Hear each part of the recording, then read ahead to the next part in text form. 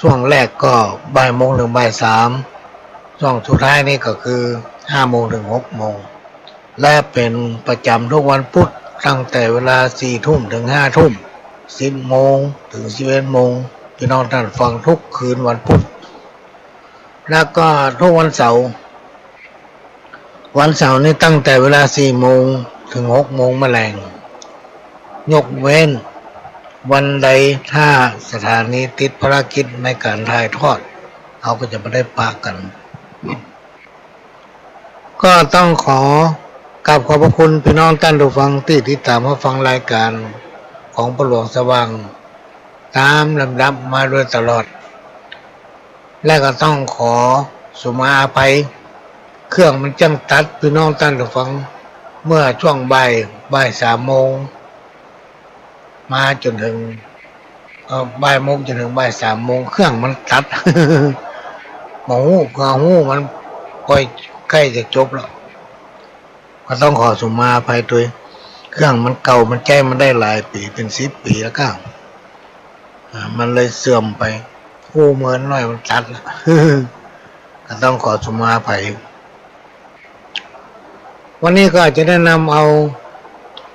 กรรมเก่ามาเล่าสู่กันฟังยา5 ประการคำว่ายา5 ประการเนี่ยมีอย่างพ่อ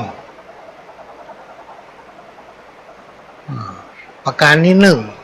1ยาร่วมวงกับคนจ้องจับผิดประการที่2ยาผูกมิตรกับคนอู้บดีประการที่3ยาคุกคีกับคนขี้อิจฉา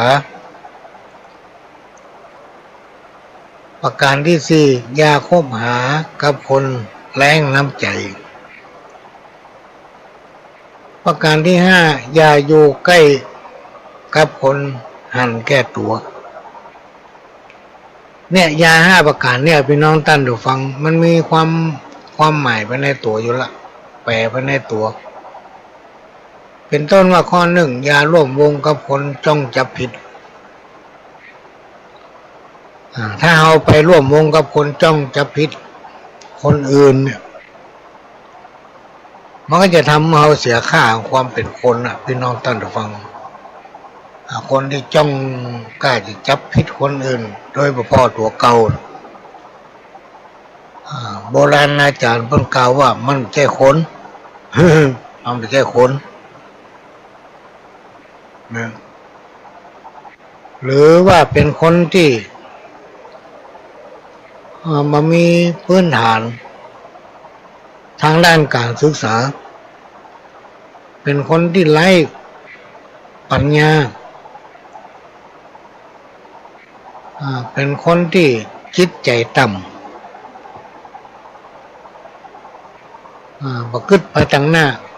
ใกล้จะจับผิดคนอื่นข้อที่2อย่าผูกมิตรกับคนอู้บดีไผถ้าเป็นคนที่อู้บดีพี่น้องท่านผู้ฟังว่าไปเลยอู้ไปเลยกรรมมีมันมีบ่ฮู้ก็เอามาอู้ได้ยินอย่างมาแต่บ่แต่บ่ฮู้มันก็เอาไปอู้นี่นะโบราณคนมาเก่าพูดว่าคนอย่างเงี้ยอย่าไปคบก็เปลือกเลยถึงขั้วดีอยู่เม็ดเดียวพี่น้องท่านผู้ฟังข้อที่3อย่าคุกคีกับคนขี้อิจฉาคนอื่นคนที่ขี้อิจฉาคนนี่ก็เหมือนกันพี่น้องท่านผู้ฟังคบมาได้เพราะมันมีค่าของความเป็นคนเลยเมื่อขี้อิจฉาเปิ้น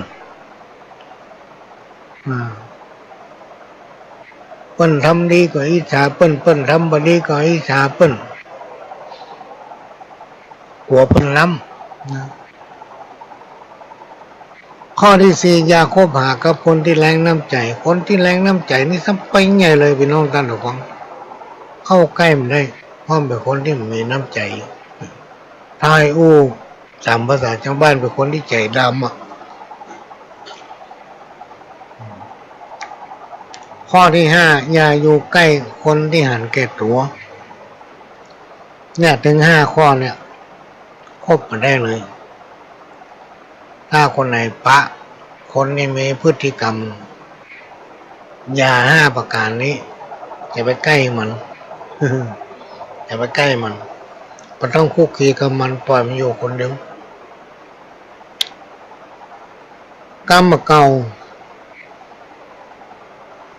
ความกตัญญูมีค่ามากกว่าแก้วแหวนเงินคำความกตัญญูหู้จักคุณคนเนี่ยพี่น้องท่านผู้ฟังมันกินมาเสี่ยงถ้าเราเป็นคนมีความกตัญญูกตเวทิตาคุณหู้จักบุญคุณของคนเคยช่วยเหลือเคยให้คำแนะนำเคยได้พึ่งป้าอาศัยเคยได้ห้ามได้เฮียนอย่างครูบาอาจารย์เพิ่นสั่งเพิ่นสอนพ่อแม่เพิ่นเลี้ยงเพิ่นรู้แม่ปู่ป้าลุงเอาอาที่เพิ่นดูแลเฮาเมื่อก่อนกับคนที่อนุเคราะห์เมตตาช่วยเหลือเฮาในยามที่เฮาตกเนี่ย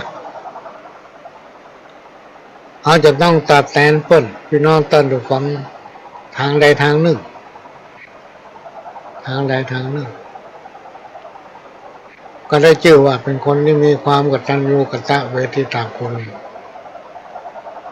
และบุญที่เราทำคุณภาวนาบุญก็จะปิ๊กมาถึงตัวเราเองทำให้เราอยู่สุขกายสุขใจบ่อดบ่กั้นบ่ยากการทำงานก็มีคนรักคนชอบคนหนุนไปที่ไหนมีเมตตา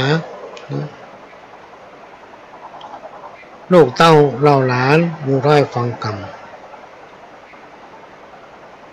ทำข้อหนึ่งความซื่อสัตย์มีค่ามากกว่าเพชรความซื่อสัตย์นะมีค่ามากกว่าเพชรความจริงใจมีค่ามากกว่าเงินความจริงใจเนี่ยพี่น้องท่านผู้ฟังไปหาไผพบกับไผก็ด้วยความจริงใจเวลาเราจะเนี่ยจะทำอย่างก็ทำด้วยใจของเราทั้งสองอย่างเนี่ยความสัตย์กับความจริงใจเนี่ย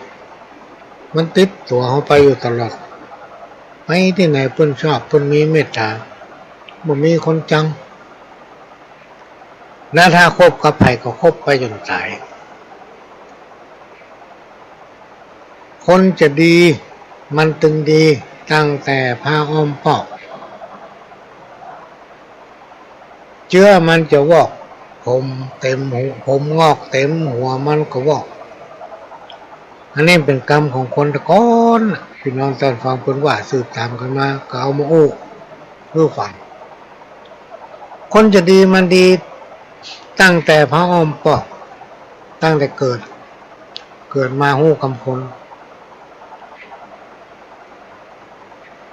แต่ถ้าเจอมันจะวอก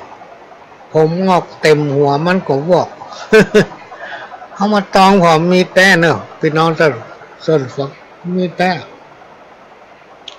ก็จะบริครบบริใกล้เนาะคนประเภทนี้กำเข้าหูบดีถูออกปากจักยากใจไปรุนเหมือนกับกำแรกตะเกียนะกำเข้าหูเนี่ยบดีเอาฝั่งไปอู้มันแต้ก้ามาแต้ไกลพี่น้องท่านฟังถ้าเป็นกรรมบดีเข้าข่ายประมาทเปิ้นมันเป็นคดีอาญาปัจจุบันนี้จะเหมือนกันนะอย่าตุกเพราะกรรมอู้ของไผอย่าท้อถอยเพราะกรรมนินทาจะไปตุกอกตุกใจกับกรรมอู้ของคนอื่นมันจะว่าเสียดสีเฮาจะว่าได้ก็ตาม อย่าไปสนใจตบมือข้างเดียวมันดังเขาไปได้เป็นอย่างเขาว่าจะไปเก็บมาคิดว่าเขาว่าไปกันเดียวมันใกล้มันกันย่างมันมีนายพี่น้องท่านผู้ฟังคนนี่มันจะหาเรื่องกันเหมือนบ้านไหนทุกบ้านมันมีถึงคน5 คนจังถ้าเอาไปหาไปป้าแต่คนที่เพิ่นชอบกันเพิ่นว่าโอ้ดีกันอย่างนั้นอย่างนี้แต่ถ้าเอาไปป้าคนที่เพิ่นไม่ชอบกันนะมันก็จะว่าซะปะหาเรื่องเขาใส่ละอันนี้ก็สำคัญนะพี่น้องท่านฟังเพราะฉะนั้นถ้าเราจะ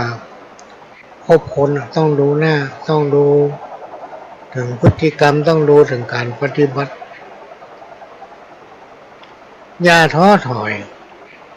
เพราะกรรมนินทาเขาจะเนี่ยอย่างก็ตามพี่น้องท่านผู้ฟังเขาตั้งใจเนี่ยตั้งใจทำใครจะมาทักมาท้วงใครจะมาว่าในทางไหนก็แล้วแต่เขาจะไปสนใจถ้าเขามั่นใจว่าสิ่งที่เขาจะทำมันดีแล้วก็ทำไปตามหน้าที่ของเขาตามความคิดหันของเขามันมาทำมืดของเขาเดือดร้อนมาทำให้คนอื่นเดือดร้อนเขาไปได้ไปเบียดเบียนไผ่จงคบหาผู้ที่เปิ้นเป็นบัณฑิตจงยึดติดกับคนผู้ที่มีเมตตาจงเสวนากับท่านผู้ที่มีใจกรุณาอันเนี้ยสำคัญพี่น้องตั้งแต่ฟังคนเราจะอยู่ด้วยกันอย่างมีความผาสุกได้จะต้องมีเมตตามีจิตใจกรุณามายินดียินให้เนาะพี่น้องตั้งแต่ฟังมันถึงจะอยู่ในสังคมชุมชนอย่างผาสุกหรือว่าอยู่ดีมีสุขถ้าใครต้องการเพื่อครอบครัวของตนเองหรือว่าตัวเองอยู่นี่มีสุขก็อย่าไปยุ่งกับเรื่องอย่างพี่น้องท่านทุกคนเพิ่นถึงแน่ว่าจงคบหาผู้ที่เป็นบัณฑิตผู้ที่เป็นบัณฑิตนี่เพิ่นเป็นคนรู้มีการศึกษานะเพิ่นจะมีเมตตามีกรุณามีจิตใจเอื้อเฟื้อเผื่อแผ่อย่างออกมาแต่ละกรรมนี่บ่เป็นดีขว้างดีทิ้งมีสาระเนี่ยเพิ่นคือคบหาผู้ที่เป็นบัณฑิตจงบินให้สูงกว่าที่คิดเพราะชีวิตของคนเรานั้นสั้นกว่าที่หวังจงพูดหรือให้น้อยกว่าที่ฟังเนี่ยพี่น้องท่านผู้ฟังมันเป็นภูกราธิฐานธรรมจงบินให้สูงกว่าที่คิดหมายถึงว่าเวลาจะเนี่ยอย่างนี้แต่จะเนี่ยให้ใส่สวนแต่วานพักบอกว่าพักกาดหอมป้อมอย่างทั้งหลายแล้วเนี่ยอย่างเงี้ยให้มันพอกินพอขายมือเงี้ยแต่จะไปเงี้ยบัดแท้ถ้าเงี้ยบัดแท้มันเป็นเรื่องแย่งตัวเก่ากับคุ้มชีวิตของคนเรานั้นบางทีเราจะไปคิดว่าโอ้กูดึงตายง่ายเนี่ยอายุกูเป็น100พวกนี้จะไปคิดเขาจะไปคิดว่าวันนี้เขามีสตางค์ในกระเป๋าสบายแล้วอย่าไปคิด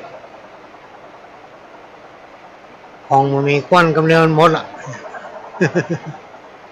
เวลาเขาจะอย่างก็แล้วแต่พี่น้องท่านผู้ฟังน้อยไว้อย่าไปใหญ่เกินตัวนะน้อยไว้คนเราถ้านักไปเนี่ยพี่น้องท่านผู้ฟังไปมันเขินเนาะทำเพื่อเป็นปัญหาพฤติกรรมของตนเองก็ถึงว่าจงทำมากกว่าที่พูดที่มันก็หัวขนเนี่ยบางคนสวมใส่แล้วเป็นบ้านี่เคยไปหลายเรื่องคนเขามันบ้าเพราะมันสวมหัวขนบ้าว่ามีอำนาจมีเกียรติ เป็นห้องว่าคนลืมตั๋วคนประเภทเนี้ยพี่น้องท่านฟังไปใกล้มันจะไปใกล้มันเพราะความนึกคิดของเขาเนี่ยบ่ปรารถนาดีต่อไปสักคนมันเป็นคนบ้าอำนาจบ้ายศบ้าตำแหน่งลืมไปว่ายศตำแหน่งนั่นน่ะมันเป็นเรื่องชั่วครั้งชั่วคราวนะเป็นภุคลาธิฐานเป็นสิ่งที่สมมุติขึ้นมาในที่สุดก็เป็นคนอย่างเฮาเนี่ยเตียวขี้ดินเหมือนกันเนี่ยพี่น้องท่านฟังให้ระวังคนบ้าอำนาจเนี่ยจะไปใกล้หลายๆคนพอมียศถาบรรดาศักดิ์มีอำนาจแล้วอุปนิสัยเปลี่ยนไปมันจะพอหรือว่ามองคนอื่นไร้ค่าด้วยศักดิ์ศรีระวังไว้เถอะคนห้องว่าคนลืมตัวคนประเภทนี้ปะฮือเว้นพี่น้องท่านฟังฮือเว้นเป็นคนลืมตัวทำกรรมหนึ่ง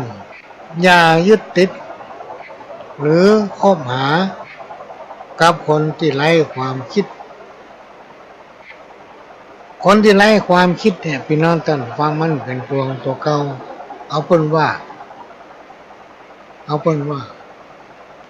และมักจะคิดจะเอาเปรียบคนอื่นอยู่เสมอนะคนประเภทนี้จะไปเอามาเป็นเพื่อนเป็นฝูงจะไปคบแล้วมันจะปวดหัว คบแล้วจะปวดหัวเพราะคนประเภทนี้เป็นคนที่หันแก่ตัวน้องท่านเป็นคนที่หันแก่ตัวเพื่อระวังตัวใกล้อันนี้จากประสบการณ์พี่น้องท่านฟังได้พบปะคนประเภทนี้นักขนาดนี้เขาเริ่มสนใจเพราะมันเป็นคนหันแก่ตัวคนหันแก่ตัวมันคิดกับมันเวลาเอาปลามาที่ไหนมันกับเรื่องของมัน มันมาคิดถึงคนอื่นเป็นคนที่ชอบอย่างซักอย่างชอบไปไปแสดงความคิดเห็นชอบว่าคนนั้นว่าคนนี้บ่พอตัวเก่าอันเนี้ยจะไปใกล้จะไปคบมาเป็นเพื่อนเป็นฝูงคำสอนของอีปูเพราะว่าเกินมาทั้งทีเอาดีเข้ากำแม้นว่าอยู่เทินถ้ำดงมีเท่าแก่ข้าวบ่เป้าหัวสีจ้องใจมันมีขูดใส่ข้าวต้มเท่าแก่บ่ได้ง่ายก้มบ่หน้าพี่ลมลองนึกพอเตอะอันนี้ก็มีความหมายอยู่ในตัวละน้องสนุกในยุคเหมือนเดิมสมัยก่อนเนี่ยคนเฒ่าคนแก่มันว่าพอเตอะอนาคตไปตั้งหน้าทำน้อยนะคนตั้งหลายจะเอาป่าเอาดอยเป็นที่อยู่ที่จุ่มอยู่มันมีแต่เลยพี่น้องท่านทุกคนเอาป่าเอาดอยเป็นที่อยู่ที่จุ่มเอาล่องสังเกตคนมาเดียวไปเงี้ยน้อยนะอย่างที่ไหนอ่ะที่เป็นตกแต่งให้มันสวยงามหน่อย ตกแต่งมันสวยงามพากันไปถ้ำก็ดีที่ไหนก็แล้วแต่น้ำห้วยน้ำตกนี่เพราะมันร่มเย็นคนเร็วเอาป่าเป็นที่จุ้มที่อยู่นะเป็นที่ท่องเที่ยวคนละก่อนในหัวป่าตึงเข้า แต่ผมเดินในป่ากันไป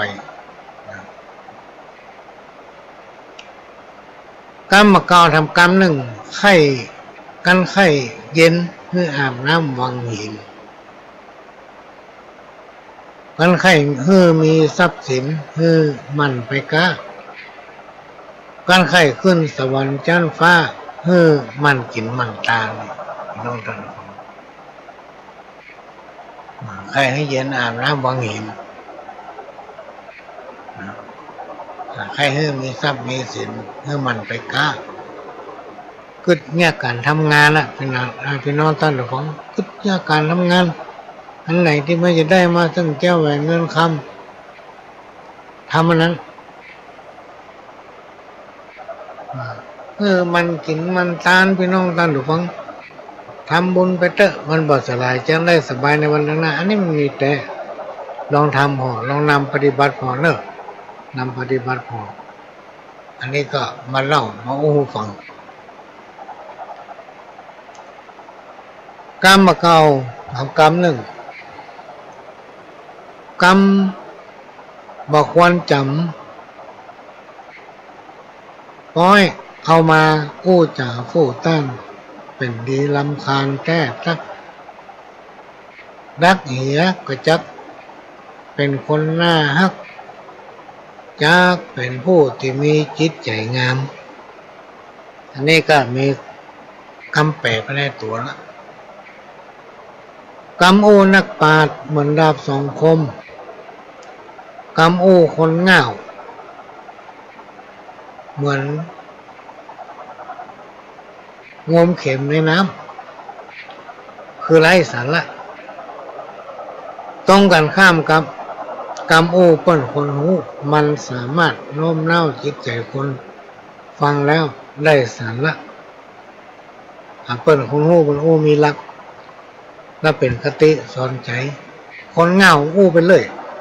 ว่าไปเลยคนแบบนี้กรรมแบบนี้ว่ามันก็ว่าเปิ้นเราบ่ซ้อมงอนตัวเก่าอันนี้เป็นกรรมเกิดของคนเงาคนเฮามันเหมือนกันนะพี่น้องท่านฟังลองสังเกตพอเนอะถ้าเอาไปเกี่ยวคนเงาซ้ำเงาใหญ่มันระเบิดเงาไข้หู้ไข้ลวกเพื่อเข้าหาหรืออยู่กับท่านผู้ที่มีจิตใจเป็นศีลเป็นธรรมเพราะคนที่มีจิตใจเป็นศีลเป็นธรรมนี่เปิ้นบอกว่าอย่างฮื้อไผเนาะเปิ้นบอกว่าอย่างฮื้อไผเปิ้นอย่างในสิ่งที่แนะนำไปในทางที่ดีและเป็นคติสอนใจเปิ้นเฮามีสาระกรรมเก่าทำกรรมหนึ่งให้ฮื้อตนเองฉลาดฮื้อมั่นใจสมองพิจารณาอยู่เนืองๆทำมาหากินเต้าที่เขาทำได้ทำอันหยังเนี่ยอันหยังที่เปิ้นทำกันพี่น้องท่านทุกคนอันเพิ่นทำกันแล้วได้สตางค์ก็ทำอันใดที่เราทำได้ก็ฮื้อทำไปฮื้อพอกินพอใจนะบอกว่าการงานใดก็ตามพี่น้องต้องฟังเขาทำตอนนั้นทำมาเรื่อยๆมันได้นักได้น้อยอย่าไปสนใจเพิ่มได้อยู่ได้กินได้ใจกินมันเปิ้นเพิ่มได้กินมันเปิ้นเนี่ยอย่างเปิ้นแล้วจะไปเนี่ยอย่างเปิ้นสิ่งที่บดีทำอย่าไปทำ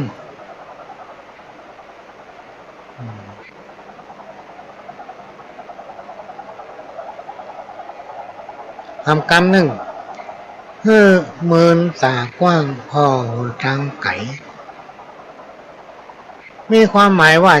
จะทำอะไรอย่างเกี่ยวกับการทำมาหากินก็พอเปิ้นสิ่งบดีอย่าทำเวลาคบหาสมาคมกับไผก็มีความจริงใจไผทำได้คบกันไปจนตายพี่น้องท่านฟังห้องว่าอาศัยซึ่งกันและกันแต่ในยุคปัจจุบันเนี่ยมันหาความจริงใจของคนเนี่ยยากที่สุด ร้อยจะมีคนหนึ่งไม่ค่อยมีความจริงใจต่อกันแม้กระทั่งเพื่อนฝูงกันเนี่ยพี่น้องท่านฟังสำคัญที่สุดก็คือคนใกล้ตัวเราความจริงใจของคนเนี่ยหายาก1 ใน 100กรรมเก่าทำกรรมหนึ่งกิ่วปูกิ่วดอยพ่อหันกิ่วคนไผ่พ่อมหันมีความหมายมากว่าบุญวาสนาของคนเรานั้นพ่อมหัน หูวันนี้แต่หมูวันต่างหน้าเนี่ยมีความหมายอยู่ในตัว ก็นำมาฝากวันนี้กรรมเก่าทำกรรมหนึ่งมันบอกว่ากลัวล้ำจังตายอายล้ำจังเต้ามีความหมายว่ากลัวนักเกินไปก็มักจะพลาดมักจะพลาดตายเอาง่ายๆพี่น้องท่านทุกคนเพราะกลัวล้ำไปหลายคนนะเขามาอู้ฟังสมัยที่โควิดนักบางคนจะไปฉีดยาโควิดแต่พอไปถึงที่มันละพี่น้องท่านทุกคนใกล้จะได้เข้าฉีดยาหัว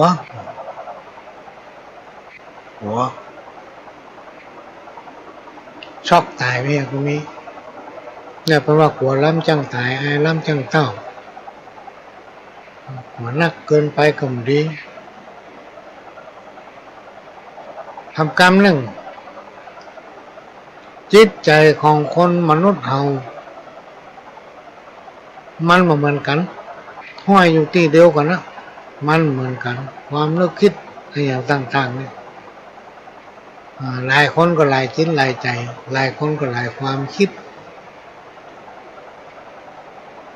ทำกรรมหนึ่งบาปอยู่ที่คนจ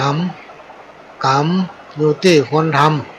ำมีความหมายว่าจะทำอะไรอย่างเพื่อนึกถึงบาปบุญคุณและโทษคิดก่อนค่อยทำนะคิดให้ดีแล้วทำเวลาเขาจะโอ้อย่างกระจังเขาก็ต้องกืดถึงก่อนแล้วอู้จะไปอู้ไปเลยกินแล้วฮื้อเก็บแล้วฮื้อจำมีความหมายว่าฮื้อหู้จะเก็บและจำสิ่งที่ทำฮื้อเป็นประสบการณ์ที่สามารถนำมาเป็นประสบการณ์ได้ก็เลยบอกว่ากินแล้วฮื้อเก็บแล้วฮื้อจำเป็นประสบการณ์ตึงวันเนี่ยไปน้องตันไปฟังภูมิปัญญาพื้นบ้านเนี่ยมันเกิดจากอย่างเกิดจากความจำของคนเขาเนี่ยภูมิปัญญาพื้นบ้านอยู่ที่ไหนอยู่ทุกหมู่บ้านนะแต่ละคนก็มีภูมิปัญญาพื้นบ้านแตกต่างกันไปแต่ทุกหมู่บ้านมีคนที่มีภูมิปัญญาพื้นบ้านจากประสบการณ์ของตนเองตอนนี้มันก็โค่นหา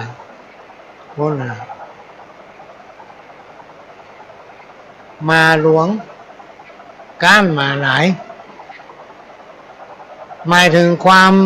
สมัครสมานสามัคคี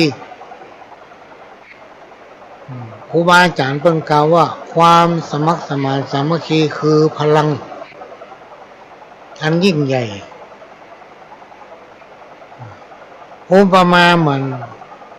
เมื่อในอดีตการเมื่อมาแล้วมีข้าศึกมาล้อมบ้านล้อมเมืองพี่น้องตั้นฟังถ้าเจ้าบ้านเจ้าเมืองมีความสมัครสมานสามัคคีกันตีเมืองนั้นบัดแตก ในที่สุดเมืองนั้นก็ต้องชนะศัตรูเพราะเจ้าบ้านเจ้าเมืองมีความสมัครสมานสามัคคีจะเปรียบไปเหมือนหมู่บ้านน่ะพี่น้องตั้งฟังก็ลองเก็บไปคิดพอถ้าหมู่บ้านไหนมีความสมัครสมานสามัคคีฮักกันอยู่ด้วยกันเหมือนพี่เหมือนน้องบ่แบ่งพรรคบ่แบ่งพวกบ่ทะเลาะบ่แวงเป็นหมู่บ้านที่ฮักกันมีอันใดก็ร่วมกันกันทำเป็นห้องว่าบ้านที่มีความสมัครสมานสามัคคีอยู่กันเหมือนพี่เหมือนน้องภัยมาตีตึงมาแตกบ้านนั้นโบราณเพิ่นบอกว่าเข้าบ้านไหนเหื่อไฟบ้านท่านถ้าบ้านที่มีความสมัครสมานสามัคคีมาฮักกันอยู่ด้วยกันทะเลาะเบาแวงกันเบากันเป็นพี่เป็นน้องเป็นหมู่บ้านที่หันแก่ตัวเนี่ยพี่น้องต้านฟัง ในที่สุดก็จะโดนคนที่อื่นที่เข้ามาใส่อยู่เข้ามาปกครองเฮาแทนที่เฮาได้ปกครองตนเองกลับเพิ่นมาปกครองเฮาไปอย่างเพราะอย่างเพราะความสามัคคีกันแบ่งกันเป็นก๊กเป็นเราเป็นพรรคเป็นพวกก็เป็นโอกาสเมืองกับเมืองตะเกียข้าศึกก็มาล้อมบ้านล้อมเมืองหมดพี่น้องตั้งแต่ฟังเจ้าบ้านมีความสมัครสมานสามัคคีกันข้าศึกสามารถจะเข้าตีเมืองนั้นได้พี่น้องตั้งลองคิดคนเฮาเหมือนกันถ้าเฮาสมัครสมานสามัคคีเฮาอยู่ด้วยกันมาหากันทะเลาะบ่แบ่งกันเป็นพรรคเป็นพวกบ้านนั้นบ่เจริญบ้านนั้นบ่เจริญแล้วในที่สุดคนที่อื่นเข้ามาอยู่อาศัยมาเป็นใหญ่เป็นโตในหมู่บ้านนั้นนี่เป็นสิ่งที่สำคัญที่สุดพี่น้องท่านฟังอย่ามองข้ามความปลอดภัยจะไปกลัวร่ำกลัวเหลือจะไปกลัวคนดีกลัวตัวเก่านะจะไปคิดว่ากูนี่ลวกคนเดียวกูนี่เก่งคนเดียวอย่าคิดในยุคปัจจุบันเนี่ยพี่น้องท่านฟังทุกคนเป็นคนดีทุกคนเป็นคนที่ฉลาดทุกคนเป็นคนที่มีการศึกษาเพราะฉะนั้นเราต้องมาฮักกันมีความสมัครสมานสามัคคีอยู่ด้วยกันเหมือนพี่เหมือนน้องเพราะทุกคนอายุบ่ถึง100สักคนอันนี้ก็มาฝากไว้สิ่งที่คนโบราณเชื่อถือนักที่สุดคือฮีดหอยประเพณีวัฒนธรรมที่เราฮู้กันทุกเดือน9จะมีการเลี้ยงผีปู่ย่าเป็นจังได๋เปิ้นถึงเลี้ยงผีปู่ย่าเลี้ยงผีขุนน้ำเลี้ยงผีขุนน้ำก็เพื่อให้น้ำท่าอุดมสมบูรณ์เลี้ยงผีปู่ย่าก็ให้ดูแลลูกเราหลานกะโกมุ่นเงาเพื่ออยู่เย็นเป็นสุขดำหัวคนเฒ่าคนแก่ในเดือนจีปีใหม่ก็เพื่อขอพรเพื่ออยู่ดีมีสุขพ้นจากข้อจากภัยให้ขาดจะได้มาใกล้มาไกลอันนี้เป็นสิ่งที่คนตะก้อนคนนับคนถือคนเชื่อว่าทุกคนเป็นคนดีเป็นคนที่มีความกตัญญูกตเวทิตาคุณฮู้จักคุณคนเมื่อถึงเวลาก็มาหากันเมื่อถึงเวลาก็มาหากันอันนี้เป็นสิ่งที่คนดังเหนือล้านนาคนทำกันพี่น้องท่านผู้ฟังเป็นนายคือฮักหมู่ถ้าเป็นปู่คือฮักหลานเป็นหัวหน้าเป็นผู้นำคนก็ต้องฮักลูกน้องพี่น้องท่านผู้ฟังเป็นผู้นำเนี่ยคือฮักลูกบ้านและกระทำตนให้เป็นตัวอย่างเป็นที่ฮักของคนทั้งหลายเป็นนายฮักหมู่เป็นปู่ฮักหลานนี่การจะเป็นเจ้าเป็นนายคนเนี่ยพี่น้องท่านผู้ฟังการจะเป็นคนที่มีเกียรติต้องให้เกียรติคนอื่นเขาจะต้องฮักหมู่ฮักลูกฮักหลานฮักพี่ฮักน้องนะไม่ใช่ว่าจู่ๆตนเองจะเป็นไงคนเดียวใครถึงเจ้าฟ้าไผ่ก็จี้หน้าว่าคือเปิ้นด้วยเก่งใจพี่น้องท่านฟังในยุคปัจจุบันมันเหมือนสมัยโบราณแต่ก่อนแล้วเมื่อหลายร้อยปีแต่ก่อนนี่มันมีทาสกับเจ้าอย่างเขาคนทุกคนเนี่ยเขาต้องไปเป็นทาสฮับใจเปิ้นเจ้าจี้ด่าเต็มที่เหมือนที่เปิ้นเล่ากันมาสืบตามกันมาเจ้าน้อยข้ามตัวแผงน้ำหม้อไว้หน้าบ้านอันน้ำบวยน้อยไว้แก่นน้ำบวยใหญ่ไว้แก่นถ้าไผ่เอาน้ำบวยใหญ่ตักกินน้ำในหม้อปักประตูบ้านแกนสมัยก่อนเนี่ยพี่น้องท่านฟังทุกบ้านจะมีหม้อน้ำไว้หน้าบ้านเวลาเพิ่นเตียวไปไหนมาไหนเพิ่นจะแวะกินน้ำเย็นมันจะมีรถมีรางอย่างสมัยปัจจุบันถนนหนทางกับเจ้ลาดยางเทคอนกรีตอย่างสัญญกปัจจุบันแต่ก่อนนี้มีก้ามหินลุกข้างส่วนใหญ่เพิ่นมีรถเพิ่นเตียวกันเป็นวันๆนะในยุคนั้นสมัยนั้นแวะกินน้ำถ้าน้ำบวย ใหญ่ตักแล้วกินบะเจียงเจ้าน้อยมันจะมีหนังสติ๊ก นั่งเฝ้าอยู่หน้าบ้านเอาน้ำบอยอันใหญ่ไปตักน้ำมากินบะเจียงแล้วทอกว้างเจ้าน้อยจะตั้งสติ๊กยิง ยิง อย่ามาเงาน้ำบอยน้อยมามีเงี้ยมาใจน้ำบอยใหญ่ ยิงการนั้นน้ำบอยน้อยตักแล้วกินมาเอ็มติ๊กตักหำหล่อมันก็โกงยิง หนังสติ๊กยิงอย่ามาเงาน้ำบอยใหญ่มีเงี้ยมาใจ สมัยนั้นนี่เป็นเล่าเสิร์ฟตามกันมานะพี่น้องท่านผู้ฟัง คนแต่ก่อนคนสอนนี่คนมีความพอดีหูจักตนเองทำกรรมหนึ่งอดเผ็ดกินหวานอดสารมาได้ซาได้เข่งอดเผ็ดกินหวานถ้าเอากินของเผ็ดเราต้องกินของหวานลูกมาแก้เผ็ด ถ้าเอาอดสารมาห้ามมาเฮียนมาลองสารตะก้าอย่างเนี้ยประหันเบิ้ลสารตะก้าสร้างหวนอย่างนี้เอามาฮัดมาเฮียนก็ไม่ได้ซะไม่ได้เข่งมันเดียวแปลงนะพี่น้องตั้งแต่ฟังของจังสารเนี่ยตะก้าแกนน้อยๆแกนไป30-40มีราคา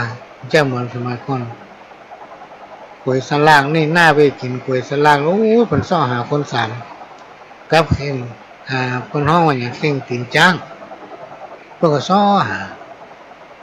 เรียวคนสารหาไม่ค่อยมีละพี่น้องตั้งแต่ฟังบอกว่าอดสารมาได้ซาได้เข่งคอนมามีเฮ็ดไผ่มาใกล้อันนี้ก็มีส่วนอยู่พ่อในยุคปัจจุบันคอนมามีเฮ็ดไผ่มาใกล้คนตั้งหลายมาใกล้หุมเพราะมันมีหยัง ไปไหนใครก็มาล่ำบอกเพราะมันมีหยังกับที่อยู่ได้กับใจอยู่ยากคนเฮาเนี่ยเป็นน้องตั้นฟังบอกว่าจะอยู่ในสถานะอย่างถ้าอยู่ไหนม่วนแม้แต่ตูบน้อยมุงคามันก็อยู่ม่วนที่มันจะกับใจอัดขนาดไหนมันก็อยู่ม่วน มันอยู่ม่วนอันเนี้ยเป็นปุคลาที่เป็นสอนแต่งแต้มเราอู้ไว้ต่อหอดประเดียวแล้วพี่น้องตั้นหรือฟังมีคนหลายคนก็หลวงเคยไปอู้ที่ไหนฮุกว่ากับที่อยู่ได้กับใจอยู่ยากมีคนคนหนึ่งยกมือกับที่นี่อยู่ได้แต่ครับไปพอในคอกเถอะ ในคอกเนี่ยพี่น้องตั้นว่าเขาอู้นะเขาก็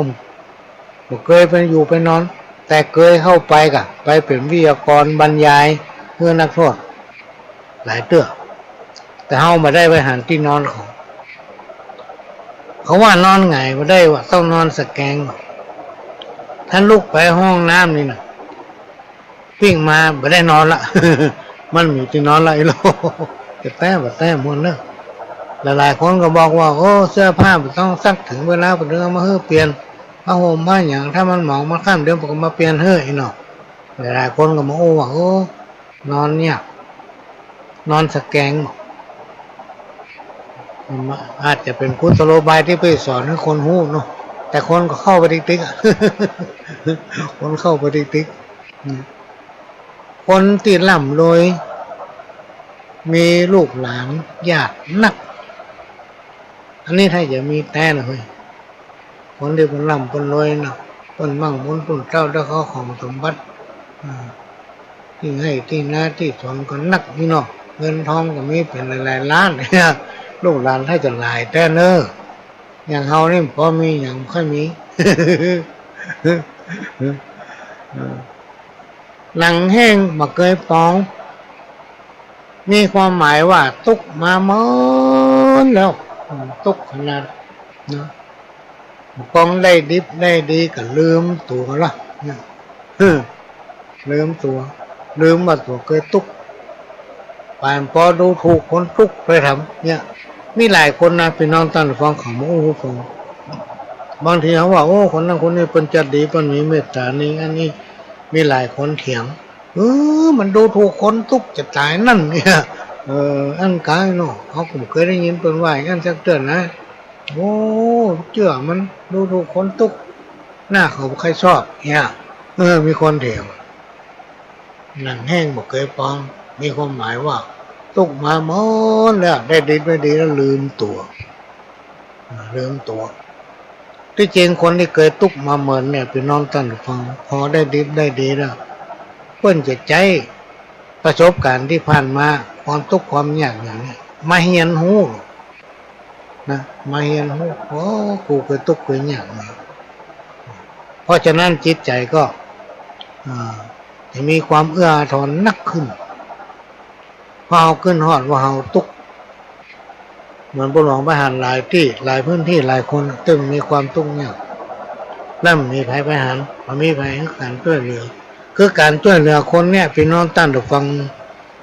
อันนี้เราก็ต้องมองพอว่าความจำเป็นของเพิ่นคือหยังไม่ใช่ว่ารับตาช่วยไปเลย รับตาช่วยไปเลยมันก็มองเกิดผลพี่น้องตั้งแต่ฟังบางทีเอาฮื้อของไปเพิ่นบ่จำเป็นจะต้องใจ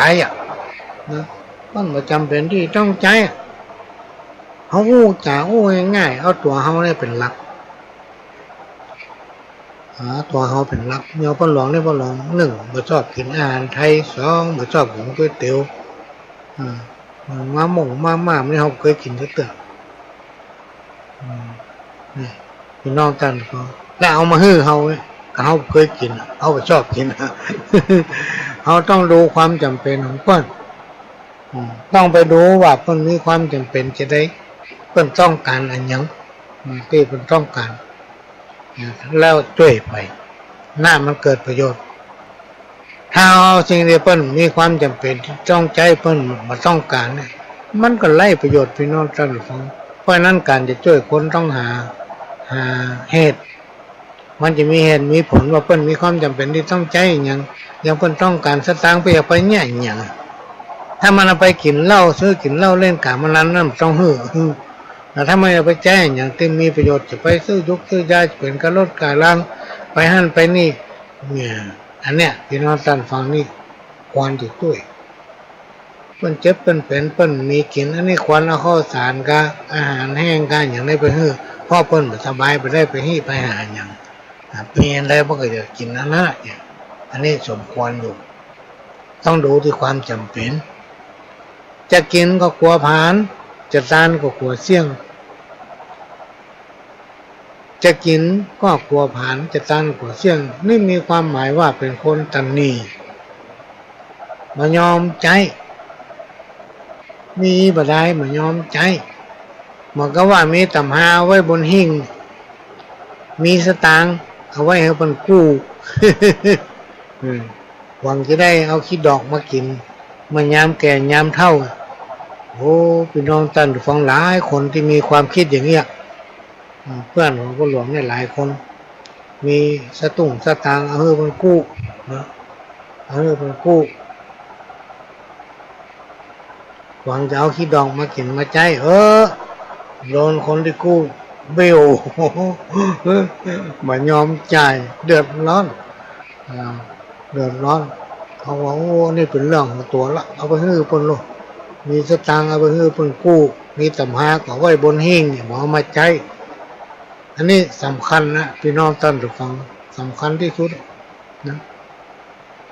ตัวเองเนี่ยมีนะตันนี้ก็กินบัดตานมากันนิทานที่เล่าเมื่อตอนบ่าย3เนี่ยเมื่อตอนรายการบ่ายโมงถึงบ่าย3เล่านิทานว่าเศรษฐีคนหนึ่งเป็นคนที่ตันนีที่สุดมากินมาตานไปพอห้ามคนอื่นมาฮื้อตานด้วยทำนะกำไผทำบุญที่ไหนมันไปว่าเขาเพิ่นไปทำบุญอย่างปล่ำปเหลืองั้นอย่างนี้ว่าเขาเพิ่นในทางบ่ดีไผก็บ่ดีสักคนมีมันดีคนเดียว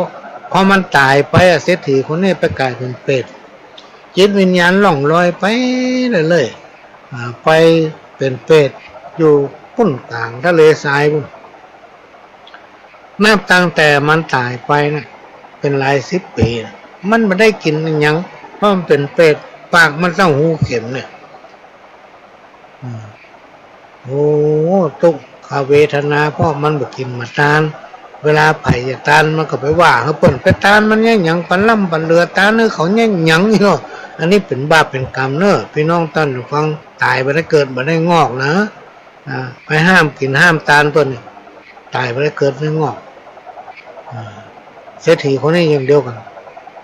พอดีมีอยู่วันหนึ่งหมูแต่ก่อนนี้มันกล้าขายตังเกวียนตังร้อยนะบรรทุกกล้าขายไปมันก็หาโอกาสเปิ่นมานอนกลางดินกลางทรายเนาะเดินแจ้งพอดีก็ปรากฏตัวเขาเปิ่นนั่นหมู่นั่นก็เคยหันเป็ดหันผีก็ถามว่าคุณเป็นอันหยังจะได้ถึงไหมรูปร่างหน้าตาอย่างอี้มันก็เขาฟังว่าแง่เมื่อเขาเป็นคนเนี่ยเขาเป็นมหาเศรษฐีซ้ำมั่งมีเงินทองมียศถาบรรดาศักดิ์เขามีทุกอย่างแต่เขาไปกินบัตรทานแล้วเขาชอบไปห้ามเปิ่นไปกินไปตานอย่างปลาล่ำปลาเรือไปตานเขาอย่างนี้เขาไปว่าเปิ่นไผ่ล่ำหน้าเขาก็ไม่ได้เขาเป็นคนที่ตันนีแล้วก็กลัวเหลือนี่นะเพราะเขาตายมาตั้งแต่เขาตายมาจนถึงวันนี้เขาไม่ได้กินอย่างซักอย่างเสื้อผ้าก็ไม่ได้นุ่งขอไว้บอกเขาลูกหลานตานเขาก็เตอเขาอยู่บ้านท่านบ้านนี่ในตำนานที่มันกล่าวไว้เมื่อรายการบ่ายโมงถึงบ่ายสามก็ได้อู้เรื่องนี้ไปก็ปรากฏว่าช่วงนั้นคอมของพ่อหลวงนี่มันตัดเป็นหน้าซื่อก็ยังไงเนี่ยสถานีก็เลยดับไปมาหู้คิงตอนจะจบรายการนะท่านผู้อำนวยการเข้าสถานีมากว่าโอ้อันตะกี้นี่เครื่องใครจะตัดเอาไหนเนาะปรากฏว่ามันตัดแต่อู้ไปคนที่ไปขวางกินขวางตานเปิ้นนี่นะพี่น้องท่านเดือดฟังเล่าคนสมณะชีพามอย่างเนี้ยตายไปไม่ได้เกิดสักคนตายไปไม่ได้เกิดสักคนตำนานเพิ่งกล่าวไว้อย่างนั้นแล้วก็ทำกรรมหนึ่งมีหนึ่งแล้วบัดนี้แอมสองขี่เฮือน้ำนองซ้อนสองมันจังลมหนูอันนี้มีความหมายว่าเปิ้นเตือนหรือว่าเปิ้นเตือนนะเปิ้นเตือนหรือว่าสอนให้คนเขาเนี่ยพี่น้องตั้นดูฟัง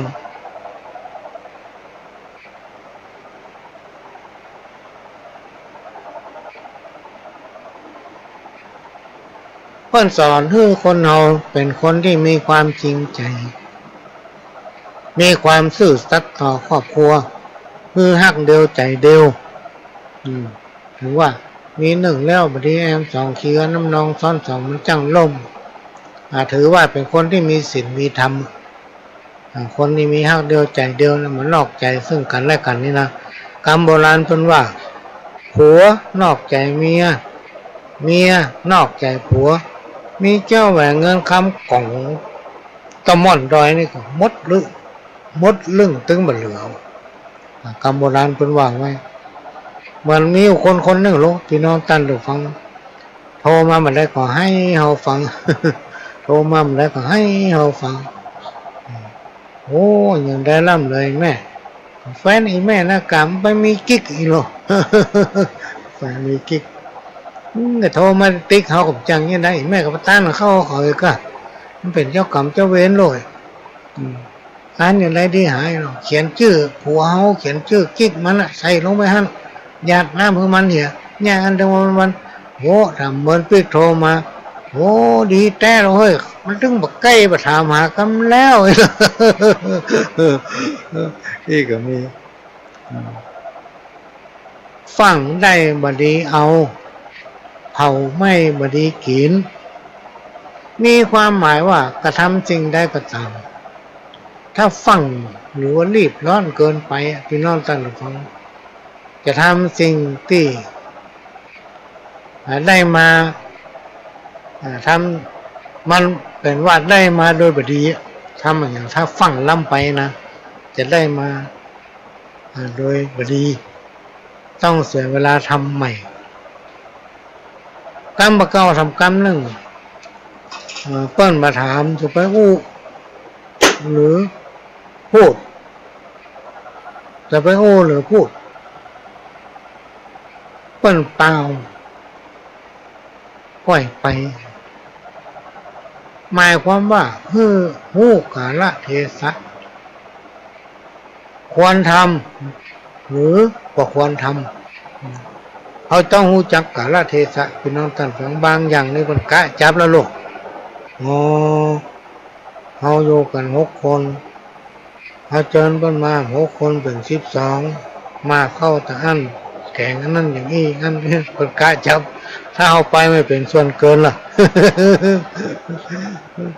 ไปเป็นส่วนเกินบางทีเพิ่นกะจับแล้วต้องไปยุ่งเพิ่นอ่ะบ่ดีใจบ่ดีกินง่ายใจอุ้ยแม้นเป็นเศรษฐีก็กลายเป็นคนทุกข์อันนี้เป็นความจริงเนอะพี่น้องท่านทุกคนถ้ากินง่ายใจอุ้ยเนี่ยเงินคำเนี่ยมันมีปัญเลอะแต่มันไม่ใช่หาได้ง่ายๆนะพี่น้องท่านทุกคนกลัวมันจะได้มานี่โอ้เมื่อไหร่ใครน้อยถ้าว่ายากการทำงานเป็นลูกจ้างก็ดีเป็นข้าราชการนั่งงานบนโต๊ะทำงานใจสมองนะพี่น้องท่านทุกคนเนยเดี๋ยวเขาบกส่วนกันนะใจสมองเนี่ย เพราะฉะนั้นบดีกินง่ายใจเว้ยสะสมออมไว้นะกำลังเราต้องมีสตางค์ถ้ามีสตางค์แล้วหมดปัญหานะพี่น้องท่านฟังปัญหาที่มันเกิดถึงวันเนี่ยก็สตางค์หมดเขามาลองสังเกตฟังข่าวปัญหาผัวเมียทะเลาะกันถึงขั้นชกตีกันตุ๊บกันบุบกันนะพี่น้องท่านฟังบางที่ผัวฆ่าเมียเมียฆ่าผัวรวมมาถึงบุพการีฆ่าพ่อฆ่าแม่นี่เป็นต้นเพราะปัญหาเนี้ยสตางค์เนี่ยเพราะฉะนั้นยามที่เขามีเขาต้องจ้างกินจ้างใช้กินจิกินจ้ำแม่นฮิมันฮิมันหามีความหมายว่าในวันตั้งหน้าจังมั่งมีถึงแม้นว่าไม่ได้เป็นเศรษฐีก็จังอยู่ได้อยู่ดีมีสุขถ้าเราจ้างกินจ้างใจตกก่อนเป็นขุนตกลุนเป็นไพ่มีความหมายว่าสิ่งใดก็ตามถ้าทำก่อนย่อมจะได้เปรียบคนอื่นทำทีหลังมักจะเสียเปรียบคนอื่นนี่เราลองสังเกตเถอะพี่น้องท่านทุกคนลองสังเกตพออย่างเงี้ยยังกระจ้างถ้าเราตกก่อนเนี่ยมันจะได้ดีถ้าเราตกทางหลังเนี่ยมาเอาเก็บพักเก็บไม่เลยถ้าเราตกก่อนเขาได้ยอดคนที่ไปที่หลังได้เก้าได้ที่แก่ๆมันตกก่อนเป็นผมต้องลงเป็นไผ่บ่มีฮื้อหาบ่มาฮื้อซอกมีความหมายว่าเพื่อนสอนฮื้อคนเอาขยันทำมาหากินนะอันนี้เป็นกรรมเก่าที่คนเฒ่าคนแก่ผมว่าไว้บัดตันเข้าป่าหันเสือมีความหมายว่ากำลังจะทำอย่างสักอย่างกับปะกับปัญหาและอุปสรรคอะไรคนห้องว่าบัดตันเข้าป่าก็หันเสือยาหู้ก่อนหมอยาซอก่อนปีอันนี้ก็สำคัญนะพี่น้องตอนที่ฟังมันเป็นกุศโลบายเป็นกุศโลบายบางผู้บางท่านเขายกตัวอย่างการทำบุญนี่เนาะในฐานะที่พระหลวงนี่เคยเป็นทุเจ้ามาก่อนบางทีไปนิมนต์พุ่นโตนคนนี่มันเลี่ยมเราไม่ยอมไปโอ้แล้วก็ไปนิมนต์ทางเหนือพุ่นหำโตนไปนิมนต์ทางใต้หำโตนเนี่ยเอาจอกพุ่นมาหำโตนพุ่นตนไม่ตนพี่น้องท่านหรือว่ามันจะไปเข้ากันยังไงจังซอเนี่ยเวลาเพิ่นไปหาเพิ่นมีจังปีครบเชิงของเพิ่นหรอกปีก้อยปีกลางปีนางปีนี้เพิ่นมีกลุ่มของเพิ่นอันนี้ไปเอาพุ่นตนไม่ตนมาเปาะกันเนี่ยมันไปเข้ากันจะได้กรรมเดียวกันมันเข้ากันนี่เอาเคยบรรลุเจ้ามาก่อนมันมีโลกเอาจังดาวพุ่นตนเอาเมืองเป้าตนเอาสารพีตนมาเอาดอยสะเก็ดตนที่ไหนที่บ้าหัวมาอยู่ด้วยกันมันท่องกันไปได้ถ้าท่านไปหาเจ้าซอเนี่ยแล้วไปหาเจ้าปีเขาเปิดก้นมาเอา ก็มีกลุ่มของอันนี้ก็มาฝากเป็นสาระสัพพะจากประสบการณ์พ่อมาอู้หูฟังเวลาก็ใกล้จะหมดละพี่น้องท่านทุกคนจงชนะทุกสิ่งด้วยความอดทนจักพ่อคนมีปัญญาคือพ่อเมื่อยามมันกินเหล้า อันนี้เป็นกุศโลบายมีนายอำเภอท่านหนึ่งสมัยก่อนผู้หลวงเป็นผู้หลวงแล้วนายอำเภอเปิ้นติดใจเนี่ยว่าถ้าเปิ้นใครง่วงอย่างก็ไผเปิ้นเอาเหล้าเขากินว่ะมีหยังต้องงูเขาฟังหมดหรอก แต่ผู้หลวงสว่างนี่เวลากินดักปิ้งน่ะยอมอู้เสียเวลา เชื่องสตังค์หมดเลยเวลาหมดละหมดเวลาเนอะพี่น้องท่านผู้ฟังผู้หลวงก็จะขอนำรายการจากพี่น้องท่านผู้ฟังไปก่อนขอกินข้าวแรงล้ำนอนรับอาการผู้คนจากกระผมผู้หลวงสว่างท่านนิจันทร์ขอสวัสดีครับ